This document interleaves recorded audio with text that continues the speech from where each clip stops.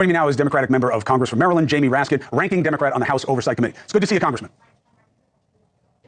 It's great to see you, Chris, and thank you for showing the complete context there. I'm happy to elaborate a little bit if you want me to. Oh, of course. Listen, I've known you most of my adult life. There's no one I'm less threatened by when it comes to who I think is in office who wants to subvert the Constitution than you. But what I want your comment on is not your plans to decertify the election, unless I have it completely wrong, but what it means to you that is the target that's put on your back.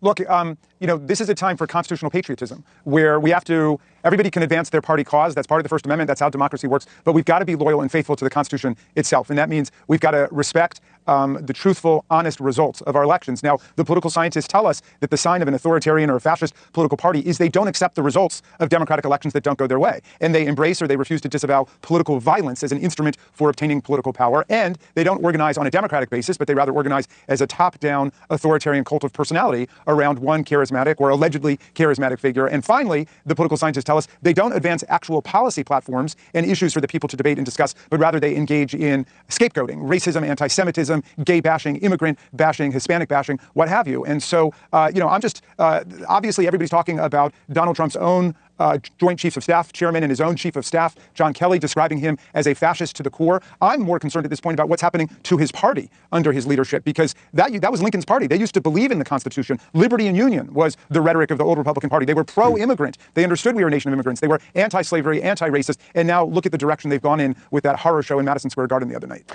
Is there any scenario in which Donald Trump wins the election, the secretaries of state and other officials pass up all of their calls for certification, and the Democrats move against him because they don't want him to be president?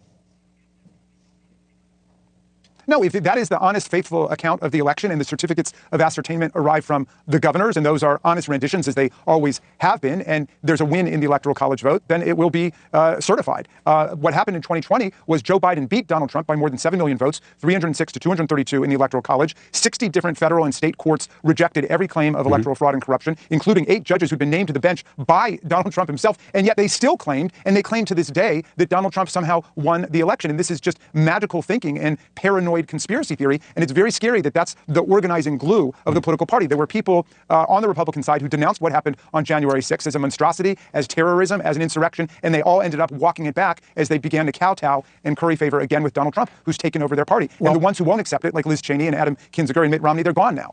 Look, he took over the party because he has the power. And if you go against him, he beats you in the primaries. Is it different in your party? Maybe in terms of style, but they're top-down organizations.